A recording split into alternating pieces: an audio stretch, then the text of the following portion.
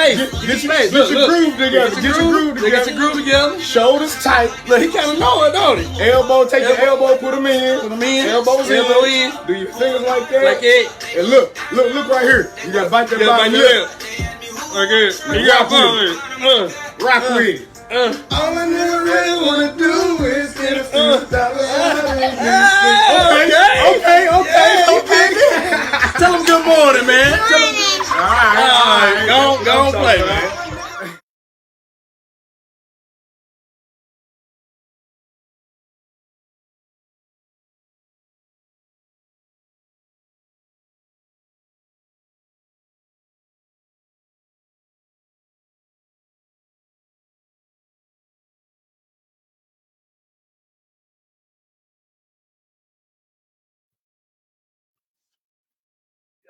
Yo. What? Good morning, goddamn. Good morning. You ain't played a minute tonight. You hook up to your boy tonight. I don't know what's going on. Shit. Katina, what's up? You know what's going on? We live. It's the Russellville Morning Show. The Russellville Morning Show. What you mean? I gotta turn that back. How y'all doing this morning? What do you want to do? That's supposed to go. That's funny, boy. Look at the backdrop. Look at the black and mouse. The black, I'm mad. The black and mouse in the You backdrop. don't even smoke blacks no more, do you? Nah, it's been about a month now. Man. It's about a month now. Update that pic. You know it. I ain't got no black in my hand. Man, I ain't either. Hey, look. But, Burger King. Burger King. The shit started off so player. Them hoes on the same level as McDonald's now. They can go. Oh, yeah. They can go. McDonald's on that level? McDonald's level? Give Ski Daddy's Burger King building. That's all I know. Oh, yeah. Because Burger King ain't worth a goddamn quarter. Oh, yeah. When they first opened up, they was all right. Line was goddamn down there by Walmart gas station. I was just talking about that shit not too long ago. And now ain't nobody, you know. I just think they use too much mayonnaise and shit. It's too much mayonnaise. What you need to know my name for? Just stuff like that. I don't know. Yeah, they want no nigga name and everything. Why? You know what I'm saying? You don't know my name. Just get my food. Why do you need my name? This is what I got left. I ate my sandwich. I'm talking about they ain't had no syrup. It's 8:43. They done ran out of syrup. It's 8:43 in the morning. Y'all done ran out of syrup. Breakfast. Don't even worry about it. Hey, you don't have to have syrup all day except the morning. You ain't got it in the morning. Let me connect to the thing. Oh my God. Yeah, because you supposed to have the vibe going. They nasty. Yeah, they nasty without that mayonnaise now, for real. They definitely nasty. That shit's fucked up. Y'all see our guests on the bottom of the screen coming through, you know what I'm saying? Hey, this shit is upgraded. This shit is you know what I'm saying? Yeah. You know what I'm saying? Hey, I don't know. We playing with it. You know, who I'm old. I'm kind of skeptical about this new shit. I know. All this new shit. Look, who that girl we talking to put us on this? Tia Gray. Shout out to Tia. Appreciate it. I'm playing with it. On. I'm playing with it right now. I ain't gonna lie. Be on. I don't know what the fuck. Let me put my name up there. Put my name down there. Oh, hell. Yeah. Huh? That is a whooping. There you go, Tex. Oh, hold up, man. I forgot I had something for you, fam. Well, I can't wait. I got a present for Tex. I can't wait. I love presents. Fuck you talking about? I love them. I love presents. Ooh, let me play that. I ain't even connected. What y'all doing this morning, man? We got Miss Sherria Hester from the Surreal Experience. Whole bunch of other stuff. She got a lot going on. She's doing a lot. Oh man! Oh yeah, man. Ooh.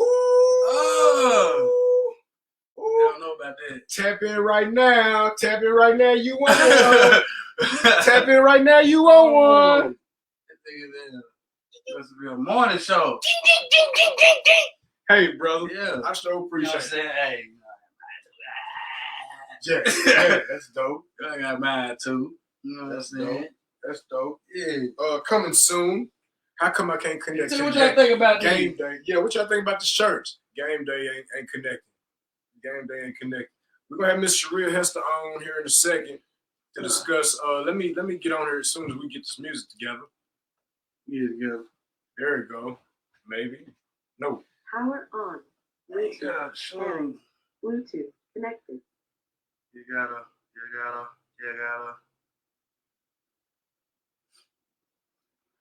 I can see the comments on here. Don't worry. Shirt. On here. Yeah, we had them shirts, man. DM the page about the shirts. See, it said, you know, I can't. We need sizes. Who said that? DD and Daphne. Somebody said muscle head. Somebody called you. I think they had to be talking about you. Oh, see, I could never see the comments on here. Now y'all done messed up. Well, we got 10 minutes. Yeah, we got 10 minutes before the guest came right. Oh, Dustin came right. I'm a little partner from Frank. I was locked up with. Okay, you got a muscle head. Angry man. Angry man. It's strong. Here you go. Here you go. I can't. Oh man. It is. It's strong. It's too much going on. It's cool. It's cool. Yeah, it's cool. Man. Yeah, shirts. Hold on one more time. Good morning, y'all. Good morning. Yeah, the shirts up. Darker. Sherria, you at the house? Surreal. Let me tell you what's going on. I shit playing in the background. I had loose rap to my partner about a show idea. Huh? Dominic just checked in. About a show idea, right? That shit playing on that. I'm sick of it. Turn it off. You want to turn it off? Cut it off. The Russellville Morning Show. Nobody Russellville Morning Show. It is what it is. It is what it is. Shit. We got something going today. Let me see. I like this. Young Cam birthday today. Young Cam. Not my partner from one of my other partners. It's his birthday? Mm-hmm. Shout out. You call him Young Cam. Shout out Young Cam. Happy birthday. On one of my partner's birthday, Joseph E. Banks. Oh shit. Tell him about the goddamn the prom. Quentin Level Bell. The prom, yeah. The prom is back. Yeah. I need a date. The prom, he need a date. You know what I'm saying? I need a date. He need a date. I clean up nice. I'm gonna be fresh too. With a dope prom, huh? We're gonna at the Legion. Yeah, you know it. When is it? Shit, don't get you the line. Don't get me the line. Yeah, don't get me the line at all. It's coming. And go to Quentin Bell's page. I know you're gonna find some tickets. You're gonna find the flyer. You're gonna find all this. Yeah, definitely gonna share it on the page. I think the tickets came in yesterday. You're gonna share it on the page. But I hit her, Miss Hester, Miss Sherria Hester. I met her a while back when I was doing some things in Bowling Green, and I hit her for a show idea, which I hit up a whole bunch of people for show ideas. Any of y'all got a show idea? Hit us up, let us know. You know what I'm saying? So she said, black men and silently suffering, things that make men more open, environments that feel like a safe space, and topics that are difficult but need solutions or to be addressed for men. That's what she getting ready to address. That's what she getting ready to talk about when she come on here in 7 minutes. I don't know exactly. I don't know where she going. Yeah, I don't either. But I know. I mean, I kind of know where she's going because she tagged me in something else. You know what I'm saying? She tagged me in something else. But only rule is I ain't crying. Not today. That's probably what she about to talk about. Nah, I ain't crying. Stuff like that. She probably, yeah, you know. I ain't tripping on crying, but I ain't finna today. You almost cried one time on this show, actually. What? I forgot when it was. I'm gonna have to pull the clips out. What the fuck? I don't know. What you? Who else? What is this nigga talking about? What? What did you do? Me and you don't. I know, because I remember it was something. It was something. You talking about with Ratchet when we had the relationship show? I don't think it was a relationship show. Yeah, my cousin's boyfriend. I think it was Antigua. I think it was Antigua when we was talking about the barbershop shit. Either way it goes, I didn't almost cry. All right. Either way it goes, I don't know what the hell's going on. I don't know where this came from. I mean, We gonna run it I might back. have got emotional. Yeah, I might have been like, That's what they call it. Almost cried. Nah, I might, don't hold them back. If you gotta let it out, you gotta let it out. Look what she looked like. Did y'all see? Uh-oh. Did y'all see the post? I'm just saying. I'm just complimenting. Shit, I'm just complimenting the future guests. She said, "Ready when y'all are." Ready when y'all is. Okay, that's what's up. So y'all Shit. Bruh, Dominique said y'all be interviewing people. Yeah, we about to interview. She about to interview us. Yeah, it's crazy. We got a usually twist on the show. Yeah. We got a twist on the show. You wanna add her? Yeah, we can add her. We can add her. Bring you in. Miss Sherria Hester, Surreal Experience, and a lot of other stuff. Hey, y'all. Hey. Let me have this coffee because we ain't doing no free promo. Put that lip gloss on too. Is it echoing? I'm in a different room. Nah, you good. Okay. You good. Good morning. Good morning. Good morning. How you Thanks doing? for the invite. Yes, ma'am. Yeah. Tell us a little bit about you first before you flip it on us and do your thing. Tell us a little bit about what you got going on. And I see that what you got in the background. I screenshotted that. I wanted you to talk about that too. So tell us a little about you, yourself, what you got going on, and then you do your thing. Okay. First, I'm a Hopkinsville native. Shout out to Hoptown. Hoptown.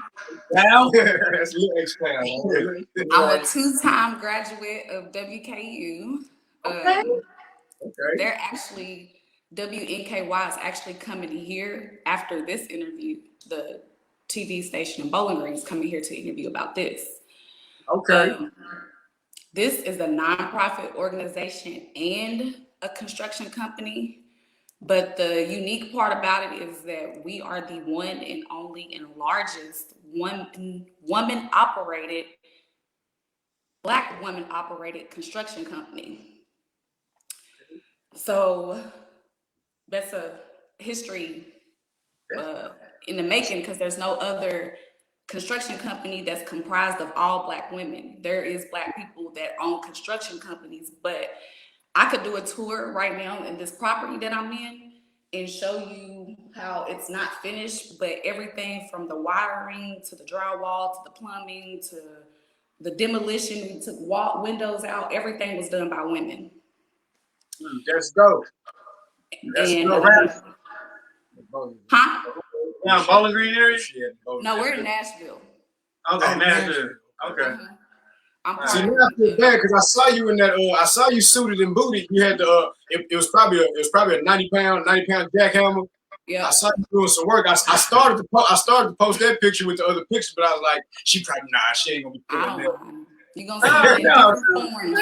I'm gonna be an athlete one day, a model, a construction worker. All that. I saw that. That was dope.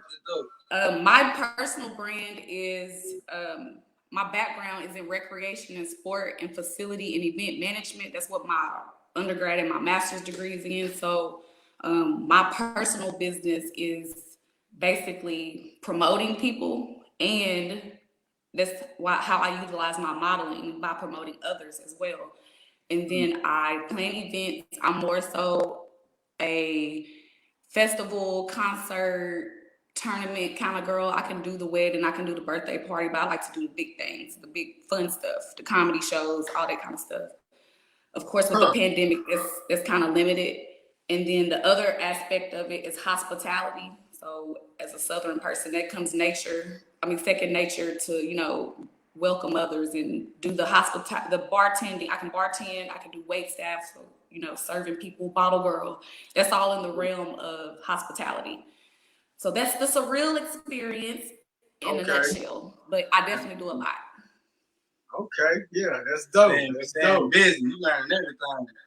Yeah. And speaking of, I'm coordinating a camp for an NBA coach from Hoptown in the summer, and then I'm helping George Fant with his event afterwards. So it's been pretty dope to be involved with the NFL and the NBA because somebody from my hometown I went to high school with was a coach for the Tampa Bay Buccaneers. So I hope I get to work with him too, so I can have a couple NFL and NBA experiences on my resume. Right. Okay. Okay, you can. What would you ask him about the celebrity game? Celebrity game. Is that what you're talking about? You got the celebrity. The game in the camp, wherever they want me to help them with. It's that weekend, June 18th and 19th. Okay, yeah, cause I seen something like a post about celebrity softball game at the Hot Rod Stadium. Cars, I seen the Cars posted. I seen that's what I seen posted too. Okay, that should be dope. Yeah. And the Greg Buckner of Hopkinsville is hosting a tournament June 11th through the 13th. So any AAU teams, local teams, be looking out to register for that as well. It'll be in Hopkinsville. He's the coach. He's an assistant coach of the Cleveland Cavaliers right now, but he used to play for the Nuggets, Houston, the 76ers, I believe. Yeah. Well, where you got all the connects? Shit. Yeah, Okay. Hopkinsville fans, Plug. Yeah, she the plug. She definitely is. Hey. So about this show idea. What's going on? What we gonna do? We'll dive into it, or what you go ahead. How you come up? Yeah, I can share how I even came up with that idea, because you pulled basically. You gave me more than one chance to submit an idea. I'm lucky I got to submit mine, because I'm pretty sure people lined up with ideas, but I kept taking forever to give you one, and I'm glad it happened when it did, because unfortunately I saw that guy from BG, what's his name, Jody, and the pain in his eyes. You could tell he was hurt, and that's what inspired my idea to talk about silently suffering and trauma. Because he meant that he was not going back, and there was a lot of pain behind it. Okay, Joe. Okay, yeah. Who you talking about? The Jody guy in Bowling Green that was on the pursuit, and he ended his life. Oh, yeah. Oh, okay. Yeah. I just saw that. Okay. Yeah, I think he was from Bowling Green, and he was on a high-speed pursuit. And he ended his life. But he was saying in the video, he wasn't going back, and he was crying, and you could see the hurt and the music he was playing. It was just such a devastating thing to watch. And then I had a teammate who had committed suicide before my senior year in undergrad. And it was crazy because he was the person that uplifted me. He was cold in track. I mean, he came all the way from Africa to end up in America killing himself, and the way he did it. If you ever been to one of at the time in Bowling Green, the apartments was called the Gables. They don't even have ceiling fans. They don't have nothing high up. The ceilings ain't high. And for him to hang himself, he put in a lot of work to end his life. And the crazy part is I saw him that day, and we were working out in the gym. When you in the gym, you in your zone, but I saw him not looking like himself, and I had all intention to reach, to be like, what's up with you? But he was gone, right after we worked out. And then a couple hours later, we got the call that he had ended his life. It was actually my senior year in track. It was very devastating to experience, because I was wishing I could have just talked to him, uplifted him. So I don't even know what they did with his body, because he was from Africa, and he was from one of the poor parts of Africa. So I don't even know if his body made it back to the U.S. I don't know how that worked out, but that was a traumatizing experience. And I know it's a lot of Black men just growing up from where I grew up, is just they done had a lot of traumatic experiences, and they don't really get to speak on it. They didn't speak on it then as openly as they're probably encouraged to do so now.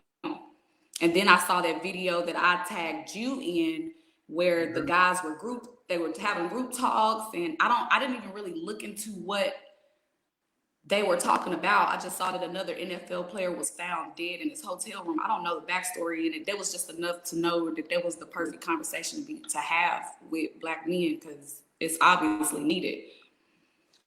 It was crazy. Yeah, it was crazy. That was dope. That's I forget the name of that little podcast that they do. Chad Ochocinco.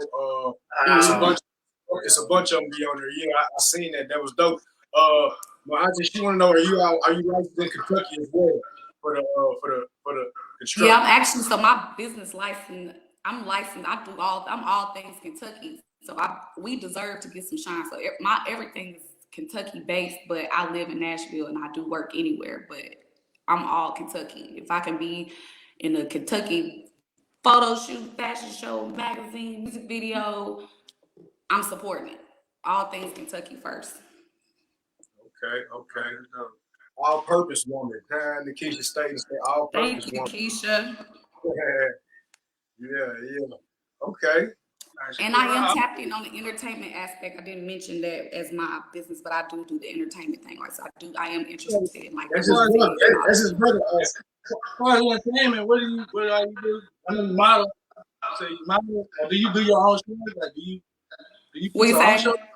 Are you promoting like your own shows, or you like just going to other people's events, or you start your own events for the entertainment? I do my own events, but I have not been successful in it in Hopkinsville. And honestly, I'm ready to take my talents to Bowling Green because Bowling Green has shown me so much love. That's my second home. I love Bowling Green like to the core. Like I'm a rep BG, as you can see, just as hard as I will Hoptown. So there are things I want to do for myself, but you know, with the magnitude of things I want to do, it's definitely going to take support, sponsorship, stuff like that, because it's not no itty bitty stuff. I want to bring experiences to Kentucky that we often get bypassed on, like concerts. I was in a music video with Q Bossolini, MJG, Frostbite from Hoptown. So hopefully, like tapping into these new realms that I'm tapping into, I can bring that to Kentucky instead of us always having to go to Nashville or wherever to have a festival or a concert. Like I want to bring the Bonnaroo's and the whatever to Kentucky. If I can bring it to Kentucky, the the experiences we have in Nashville, we can have it in Bowling Green. Right. Yeah. I also want to tap into those people that are having concerts in Bowling Green to help, make it effective to the point that you got to buy your ticket from Ticketmaster, like, because it's going to be so well planned. I'm such a detail-oriented person that want to see things flow smoothly and perfectly, because we as a Black culture always talk about how something was unorganized, how ghetto something was, and I learned the game from the city of Bowling Green and the city of Hopkinsville. They gonna do what they do the right, they ain't taking no shortcuts. And that's how I learned how to do what I did as far as event planning. So when it comes to the parking, I'm talking about from the parking, making sure you got more than one way in and one way out of a building. Your safety is gonna be thought of when I'm planning something, your weight, your experience, everything's gonna be thought of and make sure that it's effectively planned and that you enjoy yourself and it's hassle-free and you safe the whole time. Dope. It's dope. Yeah. I just need. Hey, my plan, man, we be late. He needs you. The crowd be late. Everybody late. I do a comedy show. We all late. Yep. Everybody late. Finish show. We just have a good time. And then, all six of us. And you get to do a whole lot of different networking because it's like so many different hats. You know what I'm saying? You get to network with a whole lot of different types of people and shit. So that's right. Cool. Same thing in like one big category with different opportunities for she to explore. That's like me with acting and comedy and filming and doing photography, all that is the same thing pretty much. Yep, recreation is one big umbrella. People thought at first when I said recreation, a PE teacher, but recreation is everything you do for fun, whether it's a club, whether it's the water bar, whether it's hiking. I can do outdoor stuff. Like it's crazy the stuff I'm finna tap into. My mind, I can barely sleep. I was up to 2:00 this morning planning and plotting, strategizing, and typing, and from outdoor stuff to indoor stuff to athletic to entertainment. Like my mind just keep going because there's so much untapped or opportunities to do stuff in just recreation. So yeah, I actually want to tap into acting. If I do acting, I want to do something comedy. Well, let me introduce to my partner Kev. Kev, the comedian. He's all into it. He's all into that. Let me see. When you say, I mean, shit, fuck it, let's go crank it up. When you say Black men silently suffering, where we at? Where we at with that? And then we're gonna let Kev lead off. You gonna let me lead off? Yeah. All right. Okay, so I feel personally that Black men silently suffer because society say you're not supposed to cry like you said you wasn't gonna do this morning. I thought this, yeah, okay. Society say you're supposed to always be strong. You're not supposed to always be vulnerable. You're not supposed to be vulnerable at any point. You're not supposed to show a sign of weakness. And we human. That's unreal. Like you gonna be broke down for something in one of these 365 days.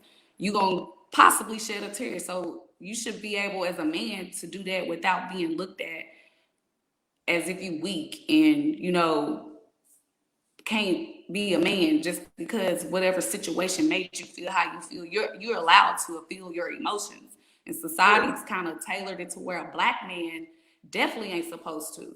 And then I also noticed like a lot of my incarcerated people, they come out definitely traumatized. They got come out not speaking on certain stuff. So I think it's important for Black men to know there are people who care about your feelings and care about, your well-being and want you to be able to have a safe space. Now, that was one of my questions that I was going to ask y'all. What does a safe space look like? I asked another guy what that was on a different group, and it was shocking because the group I'm in, the men always commenting and talking, but when I started throwing my questions out there about what I was going to ask y'all, it was crickets. It was only one guy that answered me. He was like, a safe space to him is being around people that genuinely, that listens to them and in a judge-free zone, and they can say what they want to say without having to filter out what they're saying and being goofy and just being who they are. So that was that guy's perspective of a safe space. I don't know if that's around other guys. I don't know if your safe space is around other women. So what is a safe space for y'all?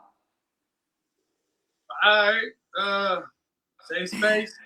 But I don't like telling people my stuff about me that I don't really trust. You know what I'm saying? I don't just go up and tell people stuff like. You can meet random people and they'll tell you something deep about their life. You just met them. You know what I'm saying? I'm not the type of person. I don't do that. Like safe spot with me, girl.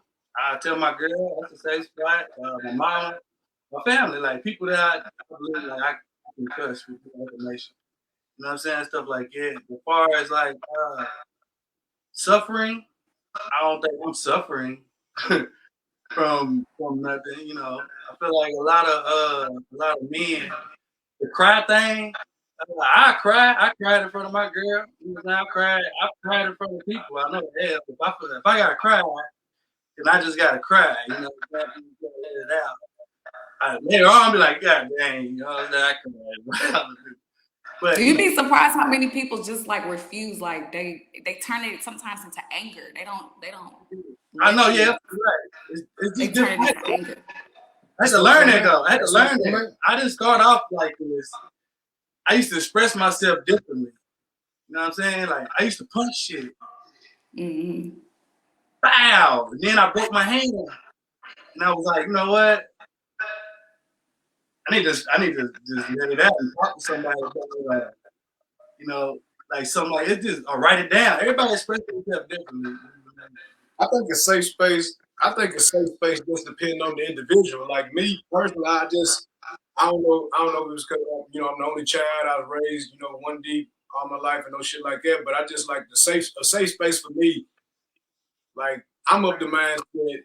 It might sound harsh, it might sound crazy, but I'm of the mindset. Motherfuckers don't give a fuck about you. So safe space for me is always where I can be alone, where I can be by myself. You know what I'm saying? Like I ain't tripping. If I got to cry, if I got to let some emotions out or something like that, I won't be by myself. Not to say that I ain't got emotional around people before, but at the same time, like I ain't gonna say people don't give a fuck about you, but the it's few and far between. Like people that genuinely care about you, like I don't know. I just feel some type of way. Like I'm not. I will get emotional, but I'm not the type. I'm more old. I'm more old fashioned, like you say. Like we ain't supposed to show no emotion. We ain't supposed to do that.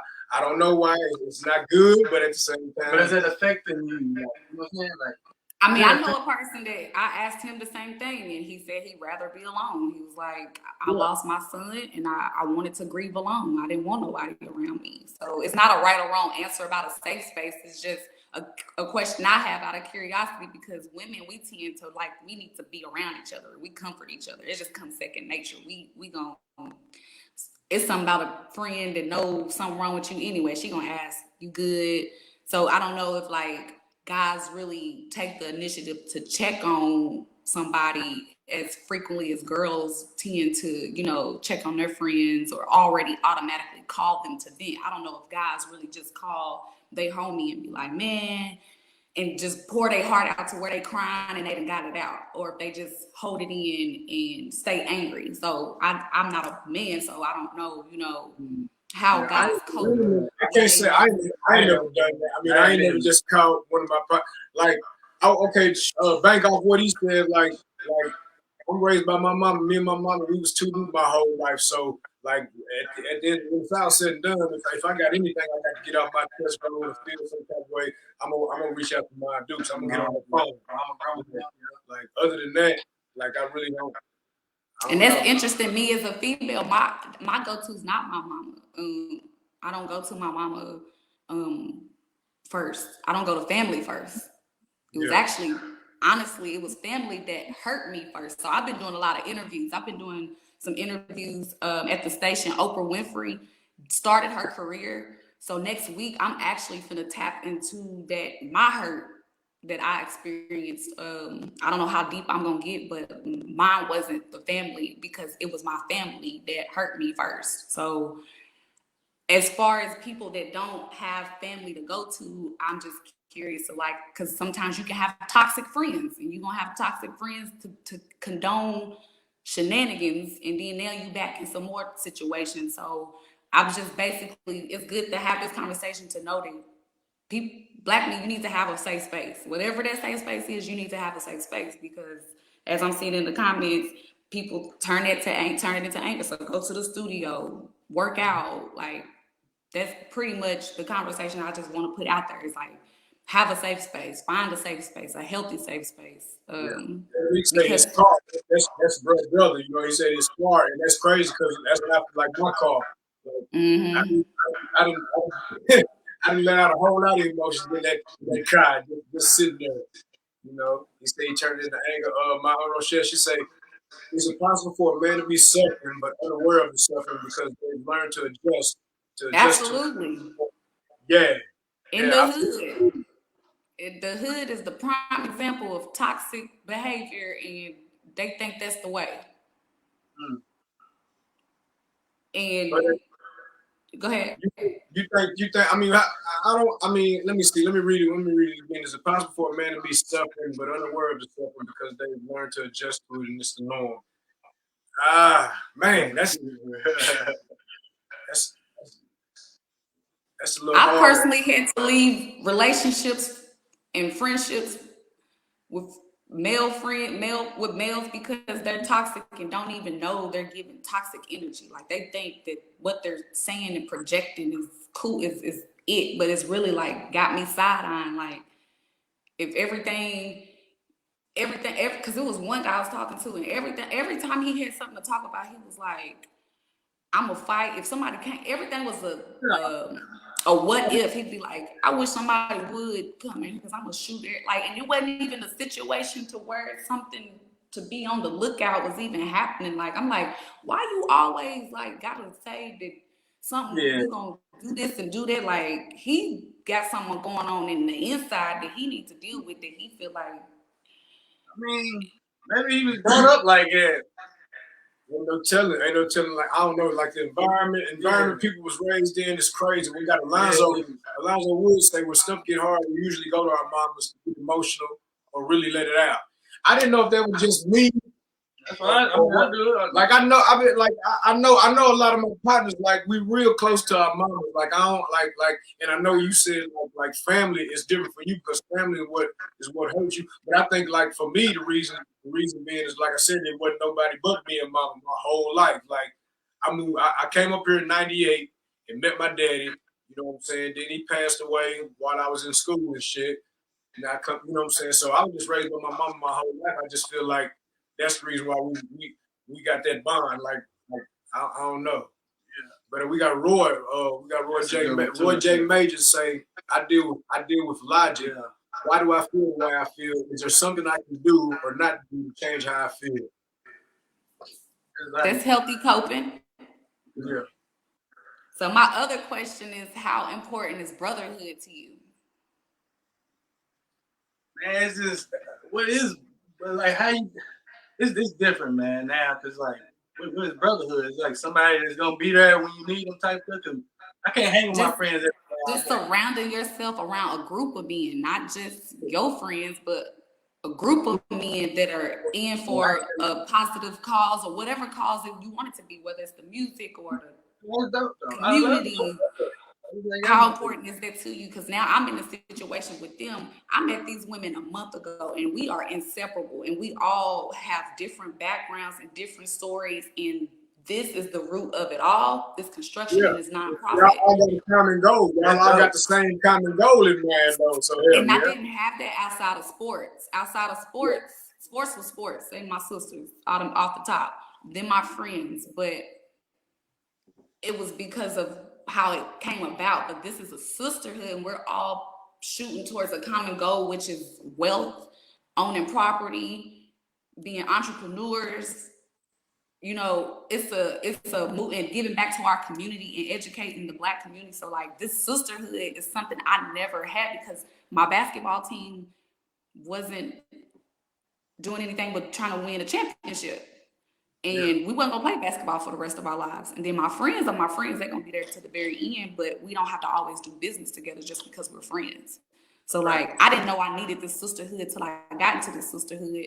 And now I should never not have a job because of this sisterhood, because everybody plugged in somewhere, some kind of way. We got architects, engineers, plumbers, electricians, people that work in the school system, people that work in banks, like literally everybody brings multiple things to the table involving construction and not construction, to where we gonna lift each other up and keep each other afloat. And I love that. I didn't know I was missing that. So that's why I asked the question, like, do you even know, are you a part of a brotherhood?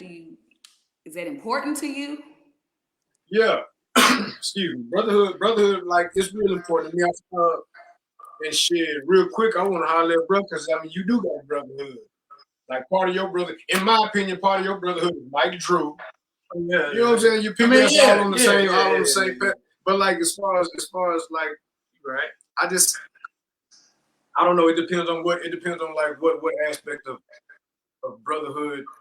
That's what I'm saying. Like, this is like, I'm everywhere. Like, we just speaking on as far as like my partners, like just my friends. At the same time, like I feel like we need to have some type of common goal. We need to be focused towards something. But I don't know, you know. And these questions aren't like gonna have definite answers, and there's not right and wrong answers. It's just like something to think about. Because like I said, I didn't know I was missing this sisterhood until we all met on a Facebook post. We was all strangers to each other once upon a time, and now we inseparable. We going to lunch. I mean, we got people. We done made $3,000 in 1 month raising money off of telling people what we're doing. We just now getting into the media.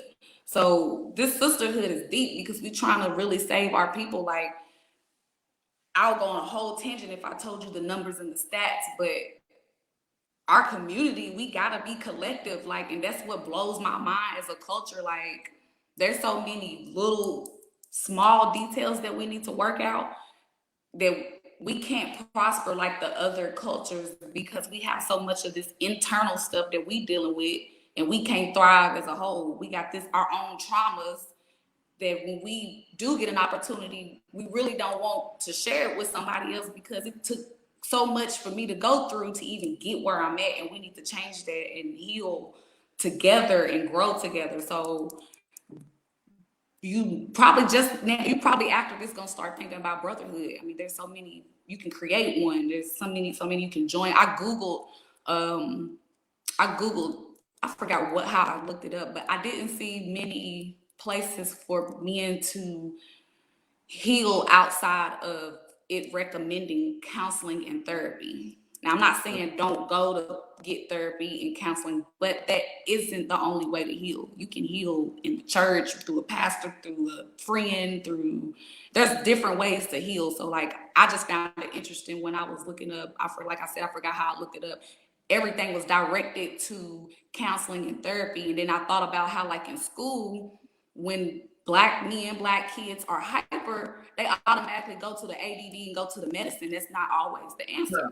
Like sometimes they just are energetic and they might need a brotherhood. They might need a group of other Black kids to be around that are hyper, and then now you can put them in the construction group and have them build a house to use all this energy or something. Like it's just the fact that we need to learn how to find ways to heal and not self-sabotage, and understand that it's okay to be collective and be genuine and be intentional about helping your brother and your sister. Because when one is happy and healing, that energy it has no choice but to do a domino effect, and so many things can come out of positivity.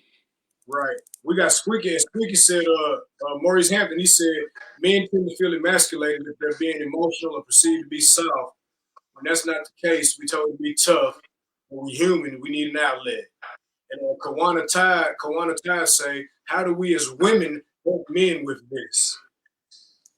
That was actually like one of my last points I was going to tap into. Was it something you was going to say to spin off of those comments? Oh, no, it was just a couple more comments. Go ahead. So one of my other questions was, like I told you, what are topics or issues, whether it's with society, women, other men, other races, what are issues and topics that you would like to see addressed more outside of, okay, we know police brutality, we know that one, but what are some other issues and topics that are concerns for men or Black men that can be addressed to help y'all navigate life more easier? Because I know Black men got it hard. Like I don't have kids, and I'd be the first to support and encourage a Black man, or when I see a Black man with their kid, you know, that's good. Keep that up. Like I go out my way to acknowledge things about Black men to lift y'all up, because women, that come easy. We can get a compliment at the gas station with their hair wrapped. Yeah. But a man don't get that as often. So I make it an initiative to do that because I feel like it's important. So back to the topics and the issues, like she said, what can we address? What can we do better? What can society do better? You can start from whatever angle you want to. I mean, I don't know. I mean, I just feel like maybe I can't speak for women, because I don't know what's on their mind. But I don't know. If I had to guess, I'd just say maybe ask. Maybe ask. Just randomly ask them, "What's up? How you doing? You all right? How you feeling?" I don't know. Like this would be like this is a good time. This is a good time to bring your girl in here. It's a good time to bring her in here. But like I personally feel like I could be more. I can work on being more proactive. I'm not one to initiate a conversation with a man first. Like I'm not going, unless you got like you hoop or something. I'll be like, who you play? You say it got to be something I can relate to, or something for me to be like, how you doing today? Or you okay? Yeah, and just carry on the conversation. So I feel like I need to be more proactive in just being intentional about asking how somebody's doing, because you never know what man that helps out. Because like I said, a man, I feel like if I had to guess, I don't think the percentages are anywhere close to a woman just approaching a man and like, you're doing all right. And you don't have to shoot your shot. I mean, it don't mean I'm shooting my shot. Now, sometimes men might take that left, but the ultimate goal is to be intentional about, you know, how you doing today? You all right? You know, just being a light to a man instead of like the man always pouring into the woman and complimenting. It might be some like I'm I don't know, I'm friendly. You know what I'm saying? I might I don't know. Women, they always we always they always assuming like you trying to, like you just said, they always assuming we trying to shoot our shot. Yeah. I might hold the door open. I might hold the door open for a female, and goddamn when she comes through the door, you know, hey, how you doing today? Somebody hollered at her like 5 minutes ago. Come on, I'm just holding the door for you. Like, I'm not studying you for real. I'm just a gentleman. This is how I was raised. I was raised to do this shit. Like, I don't know, but I'm not. I mean, I'm not finna sit here and act like that's the whole root of the problem between black women and black men. Like, that's just, it's just one thing. Like, just don't always assume the worst about the man. I guess is one thing. I don't know. I had to learn that. But let me see. It's some comments. And then after recognizing that, I grew to appreciate and acknowledge when somebody's doing it. Because I was at a gas station one time. I'm in Nashville. I'm by myself. So I got that thing though. So the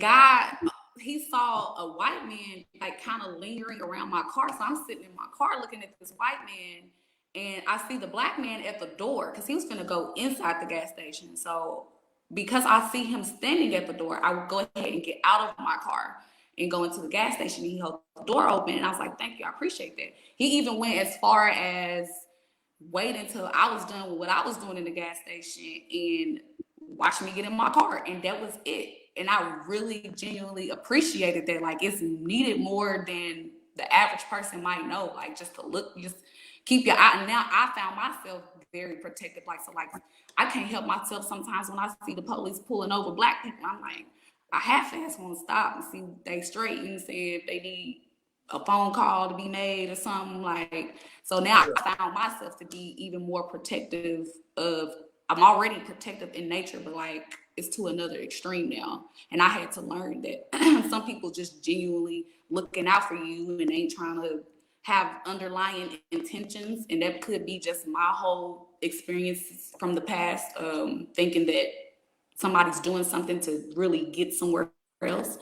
But that was just one of those examples where he saw this man looking suspect by my car, and he just took it upon himself to just look out for me. And he could have easily tried to shoot a shot, but he didn't. Huh? Yeah, I mean, I feel like as a man, that's part of some shit that I'm supposed to do. Like, if I see a potential situation, like hell, I'm at the gas station. Shit, I can hold off for 3 minutes till this woman get her gas and pull out, but I know she's straight.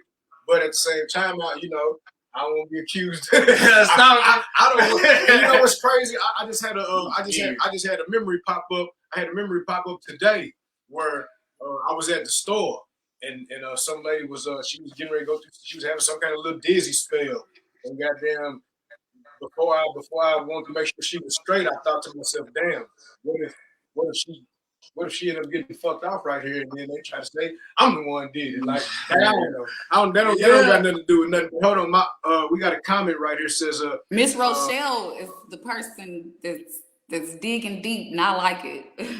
That's AT right there. Let me see what she said. She said, "I'm going to say this because it's so taboo, but I feel when the black community gives sexual abuse to our boys as one of the many things that has caused unhealed hurt and has manifested itself as tough guy exterior, scared little boy interior.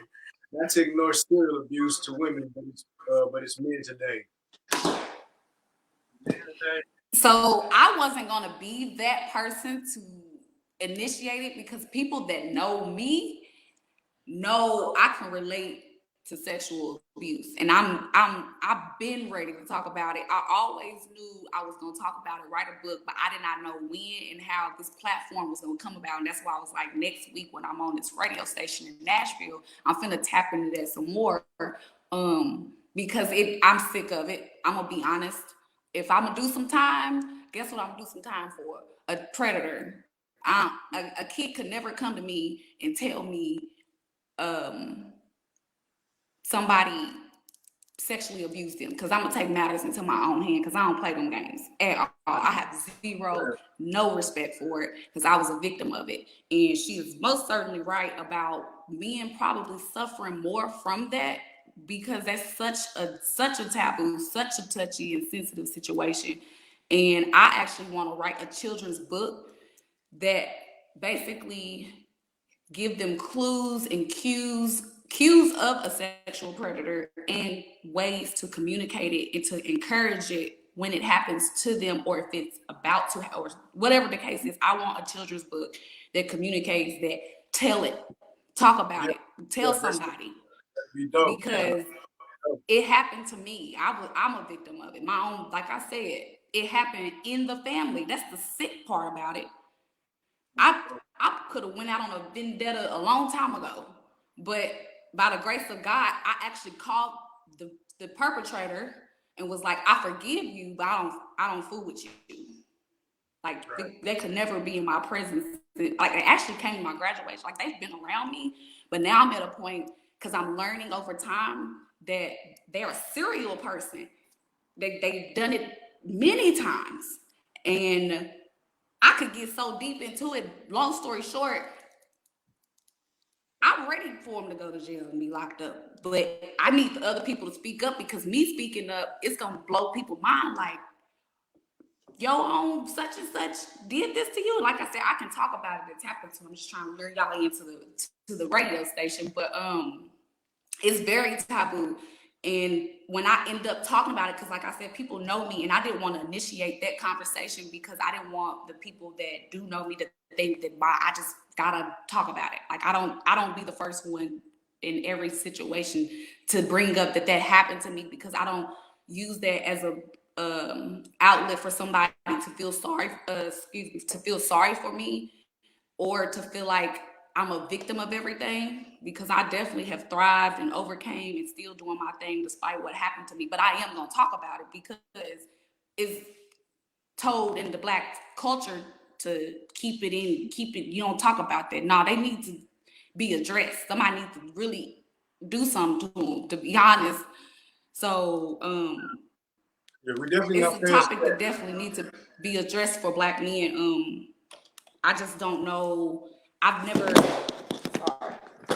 met a man that has openly shared that personally. I don't know a man that shared that personally. And I know it takes a lot of courage to do that, because you can definitely get stereotyped and judged just off the strength of sharing that. So I'm encouraging Black men that are watching this, that's ever encountered it, to at least find that safe space. Like we was talking about it at the very beginning, find the safe space. You don't have to be public about it. You don't have to let the world know, but you don't have to hold that in, because that hurt.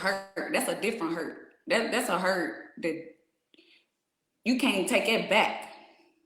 You can heal, but you can't. It would never be the same.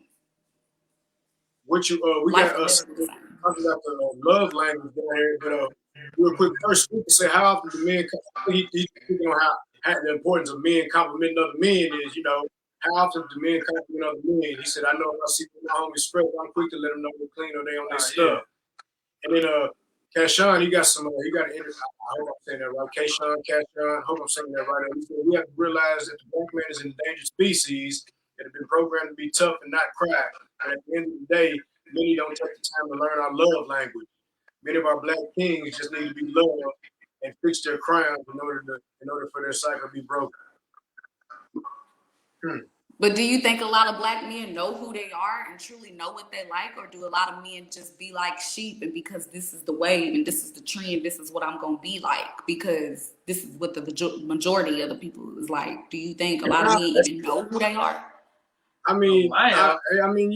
I mean, you got to, for me. I mean, it's a lot of people that's imitating, that's living a life imitating it off of Uncle, Big Unc, and yeah. But see, the person that's getting ready to be involved with them, they got to know that, or whatever the case may be. Like I know what I want. I know where I'm at, but I just don't, I can't just be out here endorsing anything. You feel me? Like I'm not gonna do it. Do y'all know y'all love languages? Do you know the 5 love languages? I just took the quiz. See, I did. Shout out to Sis Renee Covington. She just had us over there taking this some paper. Send me the quiz. I didn't let you want to take it. I forget. What is it? Something about. Hold on. I might know. I still got my pictures. But anyway, tell us about it. Tell the people about it. What's it called? The 5 love languages. You Miss said Hester? me telling people about it? Yeah. No, I'm interviewing you. So what were your love languages? What You just I forgot, but it was something like it just asked. It there's just asked, touch, acts of service, words of affirmation. yeah. So I forgot the other two. one, Gift I is it just is it gifts? No.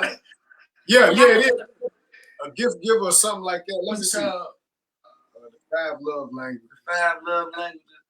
I didn't know it was 5, but I did have somebody having me take this quiz or whatever it was not too long ago. So Was let me this see. somebody that was trying to shoot their shot at you? Because that's nice if it is, because she's trying to learn what your language is.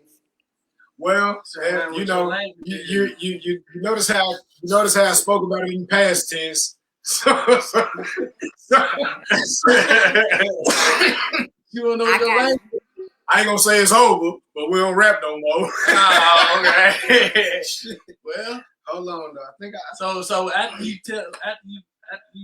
break down your 5 love language, they gonna know they wanna fuck with you. Is what you saying? I don't even know what it is. No. I don't know. I don't necessarily think it determines if they're gonna mess with you. I think I personally would use it to my advantage to know how, because it's supposed to make the relationship better, so that if I understand how to connect with you better, if yours is words of affirmation, then I need to know that I need to speak to you and do less gift giving, because you don't care about the gifts. You rather be. I know people that'll buy you everything under the sun, but won't tell you that you are such a strong, motivated, whatever I needed to hear. I need to hear. Won't change your hair. Drop the link, the phone number, anything for anything you want to put out there, anything for we go off or whatever. I don't know, man. I'm always like this, whatever. No, not her phone number. I'm talking about the link, the phone. I got y'all. This thing's crazy. This thing's crazy. That's hilarious. Trying to set me up, talking about drop the phone number. Get them 5 right here. Get them 5. That's like holding the dose. You wanna show up to your event? You wanna have a community event, a fundraiser, a festival? Book me. I'll coordinate it. All you gotta do is show up, give me the information. That's my goal with my business as the Surreal Experience. Is I make it happen. You show up. My slogan is it's a mix of fact and fantasy. So, like I said, I do the entertainment, the community, the recreational sport. I'm tapped into all of that. So book me. Yeah, most definitely. Sherria, Hester, the Surreal Experience. Like it got a little ring to it, don't it? Yeah. I like how it come what out. You gonna walk in? I like how it roll out. Shit, man, I'm glad you fucked with us this morning. So, we need to have you back on one day when we want to talk about one of your events that you done already that you planned at one down or something like that.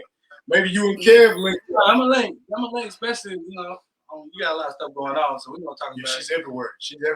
Yeah, we're gonna talk about stay on the lookout for the interview I'm doing with WNKY. We're gonna talk more about this. Yeah, they can come now. They're gonna come here in a little bit. They're coming at 12. Okay. I thought this was starting at 10, so she's coming at 12. But she's gonna come and learn more about this and spread the word in Kentucky.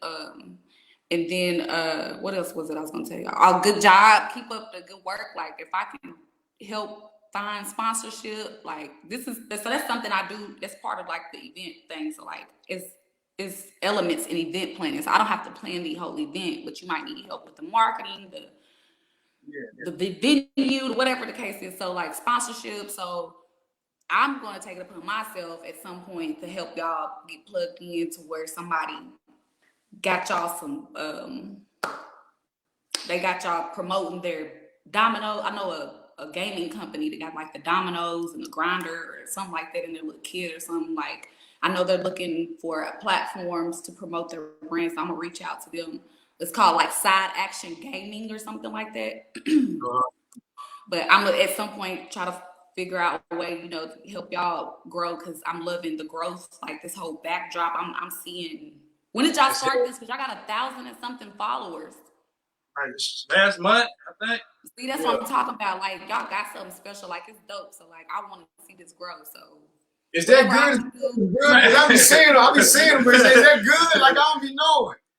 I enjoy it. Like, I look forward to watching it because it's y'all raw, real, cracking jokes, being yourself, and that's where I'm at in life. Like, I'm gonna be me. Like, you gonna either take it or you gonna leave it. Like, I'm not gonna, be out of order, but I'm not gonna do this code switching no more. Like when I was in corporate America and I was, yes, and how you doing? Nah, you go, I'm gonna answer the phone, what's up, yo, or however way I answer it.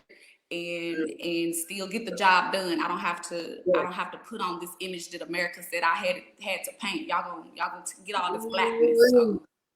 Yeah, exactly. Get him started. Don't start me. Don't start me. That's what I'm talking about. I feel that. That's what I'm saying. Like, we could be on here for forever about being black. Telling you. Yeah. I'm definitely pro. And hold on, real quick, man. Look, that's what I want to say. Like a lot of times, because I had. Like I feel like sometimes white people get uncomfortable with some of the shit that I be saying, but like I feel like I don't know. I just feel like I can be pro-black and not be racist. Just like you can be pro-white. I feel like you can be pro-white and not be racist. I'm not mad at you because you fucking with you and y'all. You know what I'm saying? Anyway. Where you at? How you feel about that? How I feel about it? I got I was at the store when the white lady bought me some pay for my shit, and then he's like, the white lady got Confederate flag, she racist, and I'm like, she bought my shit. Like, how she racist? Was it you talking about like that? I didn't say shit. I'm just saying he just acted like. He's working on changing that narrative, especially like the ladies I'm working with. Like I said, we for the people, but we work with white people. Like we call them our allies. They're not going to be hired, but they can partner with us because we want to address the gap between black women, and white men. There's no way I have a master's degree, work with a white man to do the same thing he does and get paid way less than he do. We finna change that. Like, that's over. Like, it's the time we done. Like, they fragile. They're fragile, and they're just gonna have to accept that. And we have had conversations, surprisingly, with so many white people who are reaching out to us that respect and understand what we're doing, and they want to learn what they can do to help us to close this gap, to close the wealth gap. Because like I said, we need to be collective, we need to heal, we need to grow so we can do it together, because we can't do this individually as black people. We don't have grandmama, granddaddy, uncle leaving behind farmland and $6 million for you to go do what you want to do, and now the grandkids and the great grandkids and the legacies before can sustain without even having to work a day in our life. So like, that's what we're working on doing, is closing the gap with the gender pay between men and women. Number one, black women in the other races.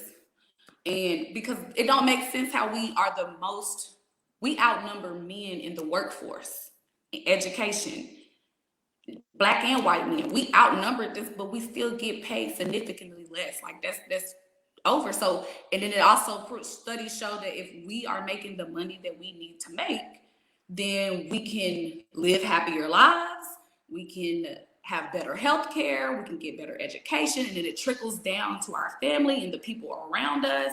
So that's what we're working on, is closing that wealth gap, and we're giving information to our community for you to use for yourselves so that you can be wealthy yourselves in your own ways. We just give you the basics, the financial basics of what you need to know. And that's the only way we can do it, is collectively. And we need to really grasp that and understand that we support each other. Like, if your homie is selling shea butter, get the shea butter. You don't have to use it, just get the shea butter and pass it and gift it to the next person if you got the $5 to buy it. Like, you pouring into somebody is helping somebody's business grow. And when we got the black dollar circulating, we can grow. Like, the white people had a whole fit about us sitting in their restaurants and eating with them, and then they at the same time get mad because we celebrate because we got a freaking Jefferson Street in Nashville full of Black restaurants. But this is what y'all wanted originally, was for us to get our own. So don't be mad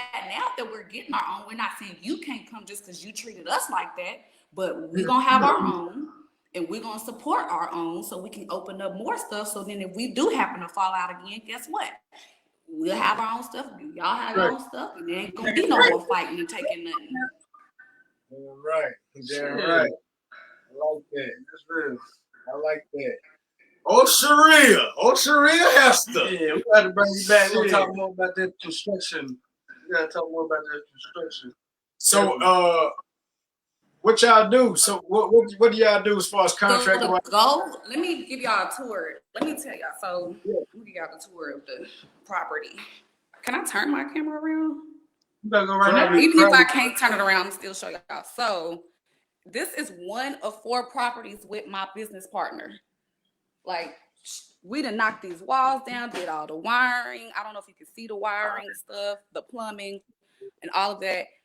The goal. So my business partner, the person who started this, is 27 years old. She has 4 properties. She has trained up over 200 people prior to meeting me.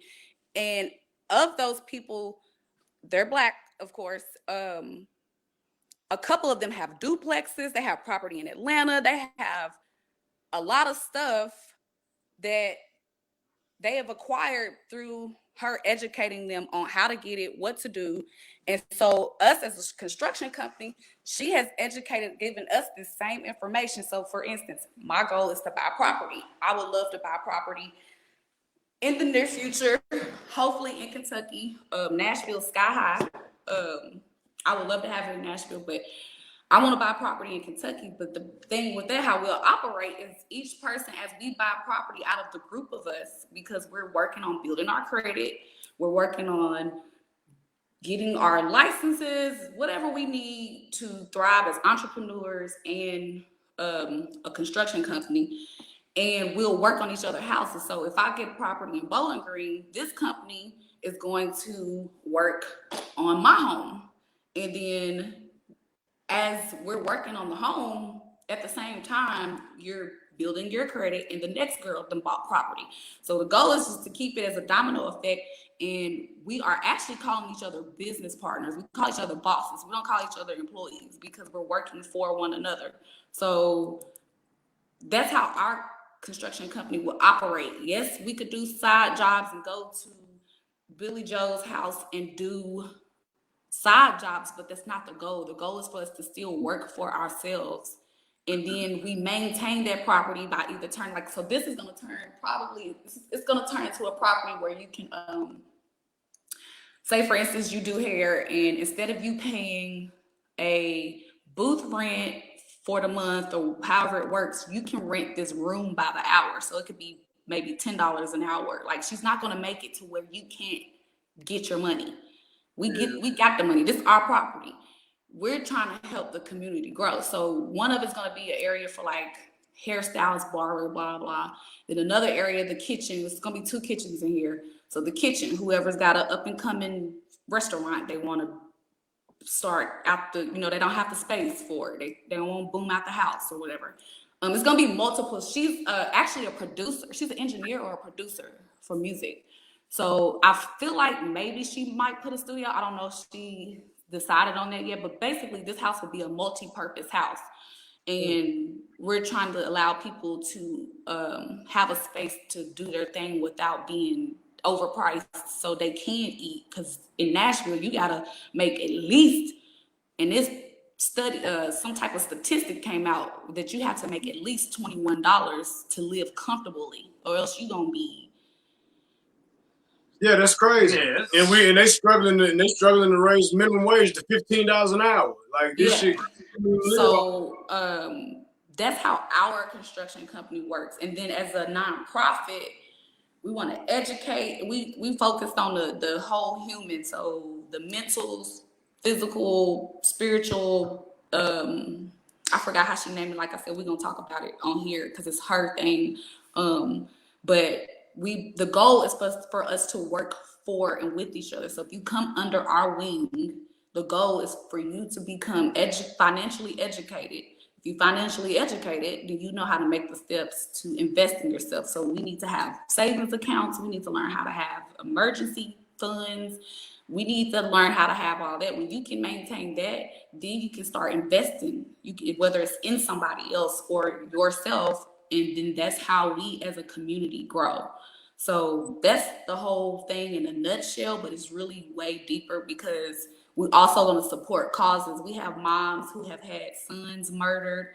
We have people who have been through this and been through that. So we're not only addressing like the wealth issue in the Black community, but we also want to address other issues that will help heal the community, which is why the nonprofit is called Serving Souls. And we're not going to discriminate when we help others, but our primary focus is us. So we're not going to not help the Asian and the Mexican people because they're a minority too. But the focus is the Black because I'm Black. And then what we can do for you is what we can do. But we're not going to exhaust our resources to others because the others are not pouring into us. It's that simple. That's what it is. It is what it is. It's a hard reality.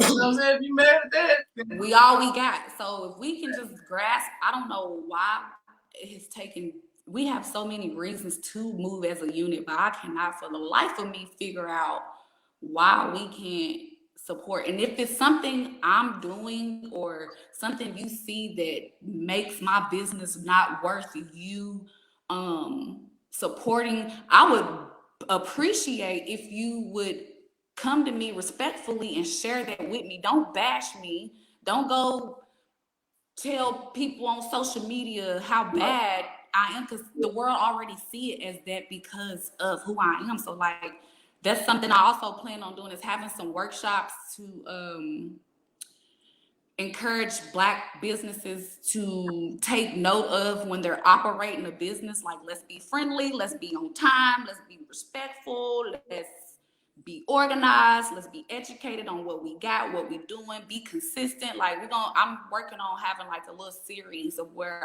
I'm communicating things we can work on as a Black culture, because the first thing I always hear Black people say when it comes to the business is it was unorganized. It was I'm going to the white person because they wasn't on time. Or so we as a collective just need to do better and support each other and just uplift it and be genuine. Like, we got enough snake. The world's already against us. man, Facts. Shit. Facts. we gotta do something. It's getting out of hand out here. I think they need to watch the rest of the Mud Show and this good information that we always She get. got it. They got it. Yeah, You know what I'm saying? yeah. It's great. Wait, I mean, I knew you was out here, but goddamn, I didn't know you was out here like that. I ain't no games with these people. Yeah, I'm trying to what Rick Ross said. I'm trying to buy back the block. So I was trying to go back to my hood and buy the hood back and make us look like we what's them neighborhoods called? Like the gated communities. We're gonna make the hood a gated community because it's so nice, but it's still the hood. The hood birds, goddamn. The hood birds. Miss we Hester, definitely appreciate you. definitely appreciate you coming on. Definitely appreciate the support and all that. If I got anything, any questions, anything, we definitely gonna have to get with you. Tap in, plugged in. I appreciate y'all. Yes, ma'am. Hell yeah. Well, shit. Have a good rest of your day. I hope you have a good interview later on. What is that gonna be on? You said that's WNKY? WNKY. So I don't know if that's like, I don't know what station, I don't know what that is in Bowling Green. I don't know if she's gonna make this a television segment or if she's just gonna do a thing to post online. I don't know what her approach is gonna be, but it was WNKY. So hopefully after that it'll be more Kentucky outlets letting Kentucky know what's going on, because I'm the only Kentuckian involved in this. Definitely. Yes, sir. Okay. Right. Well, shit, you got what is that? An hour and a half till they come to you. Hell, so I'm gonna try to check it out. Appreciate you coming on, though. Yeah, I'm gonna go live on my personal Facebook. I'm gonna try to, so it'll be on there. Y'all tune in. Tune in. Yes, sir. I appreciate it. Yes, ma'am. Thank you, Miss Thank Sherria. y'all. Have a good day. You too. Man, that was great. That was all right. Yeah. That was all right. I ain't cry. Antigua done popped in. Antigua She just woke up. Eubanks, Antigua, you just woke up? You just wake up? Yeah, you been sleeping. Yeah, boy. Man. Oh, I gotta promote my girl's eyelash page, eyelash business. You know, she do the lashes. Brazy lash. Baby. In her sleep too. She do the lashes, goddamn. She gonna tell us how she do it. She said we pretty much had it though. Pretty much. Well, what I was telling you. Yeah, I can't believe one by one. One eyelash at a time. One eyelash at a time. Damn. Yeah. About that. That's a good interview right there. I ain't know what was gonna happen. Anything else you got? Look. They getting ready to tear the city up there when they find that motherfucker not guilty of killing George Floyd. That's what they gonna do. No, they said police was distracted by the audience. They just said everything. Yeah, they distracted. They tried to every time the prosecutor put a motherfucker up there, they just try to discredit him like yesterday. Dude basically was talking to the black man up there, to the what they call him, the expert witness. He was basically like, nigga, you ain't really no expert, is you? That's basically what he was saying in some of the words. Nigga, you ain't really no expert, nigga. Is you? Is you? Have you ever been certified as an expert in a court? Man. Yeah, all that old shit, man. Yeah, but they get ready to find him not guilty. That's all I know. I tell you what, they ain't gonna let us do. They ain't gonna let them niggas storm the Capitol. No, they ain't letting. Nigga better not walk past the Capitol. Nigga better not walk past the Capitol, nigga. When they find that motherfucker, hey, I'm telling you. Dominique, what's up? What you got, bro? Go get crazy. Got Luke in the building. Young Luke, get pulling up. At the studio. He seen his shirt, he said, I'm on the way. It's different than mine. I was finally up. Shit, you know, I be sleeping. Go saying your name. Yeah. Nah. I be sleep like a motherfucker. Right. Sleep. Yeah. We got I do want to advertise. Oh yeah, we talked about the prom, but Barberman Kobe. Oh yeah. Barberman Kobe. We're let me get this address right. You know the address, bro? I got it. I know how to get there. 351 Pasco Boulevard, Unit 100, Bowling Green, Kentucky, 42104. 931-905-9600. 9600. Yes, he had across the street from the Burger King. Right across the street from Burger King. He had a deal going. I seen it on his page. Call the number, ask for Barberman Kobe, $5 off the haircut. I did see that. Miss Tia Gray, Mommy and Me Mixer, Cupcake, damn, why I couldn't say that. Cupcake, decorating, sip and paint, enjoy food, dance, shop, May 8th, 2021, 11 a.m. to 4 p.m. So happy Mother's Day, Metro Center, 270 Venture Circle, Nashville, Tennessee. Mommy and Me Mixer. Yeah. What else we got here? I like his new setup. What you think about it? I think it's all right now. Now that I didn't see it. You know what I'm saying? It's all right. At first, I was kind of like, you want to try nothing new? It's new shit. See, you go to the same restaurant, order the same thing every day. The same shit. It's goddamn new shit. You don't want to try no new shit. I didn't want to try no new shit, man. Oh, Paul Pierce. We got to talk about Paul Pierce. We got to talk about Paul Pierce. What y'all know about Paul Pierce? You see the Paul Pierce stuff, Dr. Paul Pierce went live. They said that boy had a blunt. And they had a blunt fat as my arm. Strippers in the background. He done got fired from Everything. ESPN. They done fired shit out of him. Yeah, I do. Now, didn't he get a new job though? He definitely got a new job. What is it? Adult Cam site offers Paul Pierce $250,000. They ain't never compared that to ESPN money. Live stream NBA show with exotic dancers. Ooh, never got no beer, man. What's up? Ooh, I don't drink beer. never got no beer. Not that much. This nigga just told his brother he don't drink beer. I don't drink beer like that. He know it. He know it. Drinking motherfuckers when I got them. I drank a half a beer. Pierce ain't no good at telling the sports anyway. He don't know nothing, no way. He just hating on motherfuckers out there. Ooh-wee. Whatever. Man, He ain't gonna hear this. he'll be all right. Hell, fuck, he got plenty of money. Paul Pierce, he'll be all right. Shit. You got more money than What me, that lady man. was talking about that book. She make a cartoon. It's a cartoon called Big Mouth. Teach kids about puberty and shit. You know what I'm saying? Like, I watch some shit. Little kids ain't gonna read that shit. They're watching. They on that. It's 21. You know what I'm saying? Yeah. 21. Yeah. Make a little cartoon. Teach them about their predator shit. Be way more effective. That's what I think. Yeah. It'd be Dominique way more Tip. effective. Dominique Tipper with the motherfucking gym right there. I feel that. No, for real. I They feel will. that. They most likely go. You gotta think what they doing these days. They watching. Yeah, they ain't doing nobody tablet. reading They shit. watching tablet. You know, all Yeah, they that ain't shit. reading nothing. They reading. Yeah. Yeah, that's dope. Yeah, Sherria, did you hear that? Niggas be hating on niggas. That's why niggas ain't come together. Niggas, the next nigga don't want to see this nigga. He don't Come give a on, sit fuck. down, nigga. Yeah. Go ahead. Yeah. Fuck me. Oh, Come on, sit down. Get on in here. You know, first live. Yeah, first live guest.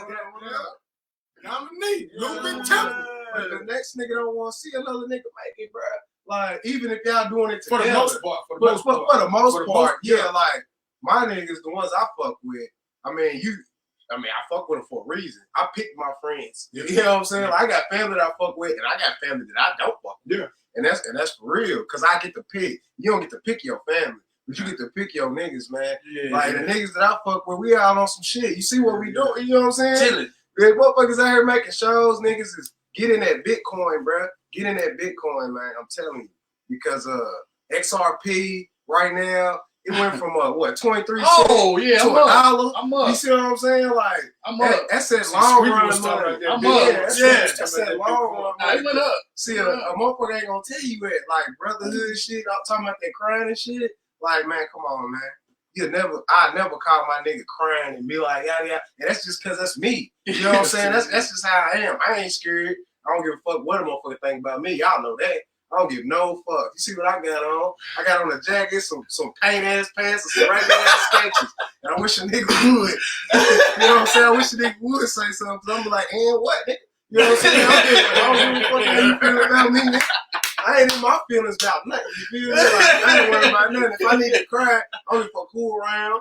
But when it comes to that safe spot shit, bro, like, I'm in the studio. That's definitely my spot. Yeah. Like, when I'm in the studio, like, I feel like if a nigga came there with a strap, I wouldn't hear none of that. Like, I'm in my own little zone. You see what I'm saying? Like, I feel safe anywhere. Cause you know what I'm saying, I be rapping like old girl with that strap. So I feel safe. You feel me? Man. Okay. What else we touch on? Shit, what Y'all was on that shit for real. I had to come over here. Going up to the studio. But shit, I was smoking. I was like, man, I was telling my girl, like, babe, I should pull up on the niggas, man. Yeah. Man, I like this That's new what's setup though. Like, I can't believe it. It's like we dope. we went from like, all right, we killing this. Like, it's straight. That backdrop, man. I was like, damn, who made the backdrop? What? Who made that backdrop? Jazzy. It's Yeah. a flyer. Yeah, shout out to her, because that motherfucker hard. Yeah. It's a flyer. And then Both of them got a black in their hand. I know, but Yeah, I got one change. of us got one now. Yeah, no. I wish I would have got man. I would brought some. Oh man. I don't smoke them no more. Oh, that's good. Man. Yeah, tips. Where the tips at? Where the tips on how to stop? Because I need them. Oh, shit, I just held out. I just like that cartoon idea. That's where it's at. I'm telling you. If you can get somebody that can, do the illustration or whatever, it's some little program. I don't know what it is, but everybody can get together and see. Because you can't just put it out there like, because this is for kids. Yeah. Kids gonna watch it. You gotta make it Like, you gotta actually know what they doing to get these kids. You know what I'm saying? Like, to keep it all the way 100, I got molested, but not by no dude. I got my dick sucked when I was 3 by a little chick, or I might have been 6. You know what I'm saying? And I told my mama because my mama put that in me. Like, you know what I'm saying? She wasn't playing about that. Like, anybody touch you out there with the boo? You know what I'm saying? It was this chick. Yeah. It was this chick. She was my mom was messing with this dude. And her daughter came in my room and just ate me up. And I didn't know what the hell was going on. You know what I'm saying? I'm 6. You know what I'm saying? So I went and told my mama. I was like, man, she sucked on my thing. You know what I'm saying? Ain't nobody, shit, you can look at me how you want. I got my dick sucked when I was 6, nigga. You know what I'm saying? And it probably changed me. And it probably changed because I'm thirsty. You know what I'm saying? You know what I'm saying? I ain't trying to laugh at shit. That's the real shit, though. Nigga that got thirsty. That's what I got a song called Thirsty. Yeah, it was hard too. And that's probably what happened. Who's to know? If she would never suck my dick, would I be like this? I don't know. You never know.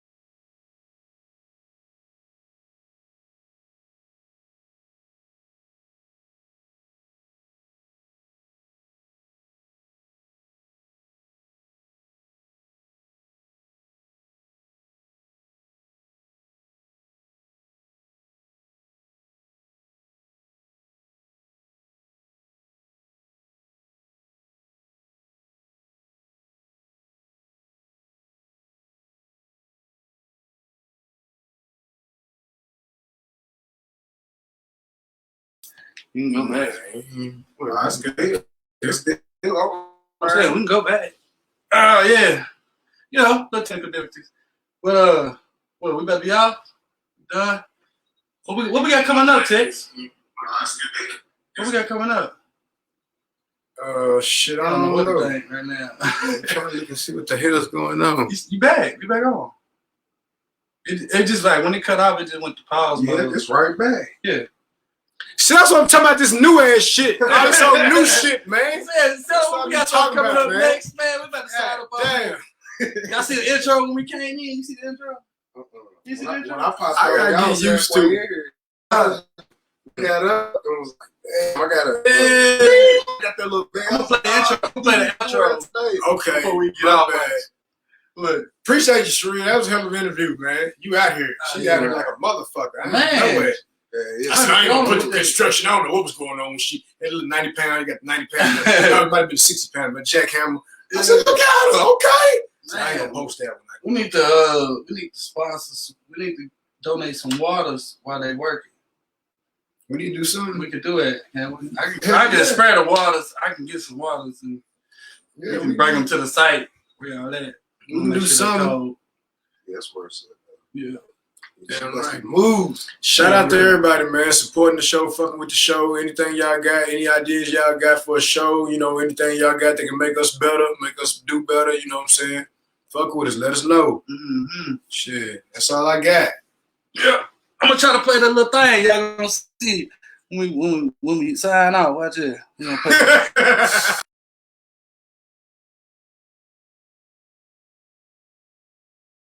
Get your groove together. Get your groove together. Shoulders tight. Look, he kind of know it, don't he? Elbow, take the elbow, put them in. Put them in. Elbows Elbow in. in. Do your fingers like that. Like it. And look right here. You gotta bite that bottom lip. Like it. You got to rock with it. All I never really wanna do is get a few dollars. Okay. Tell them good morning, man. Tell them. All right. Go on, play, man.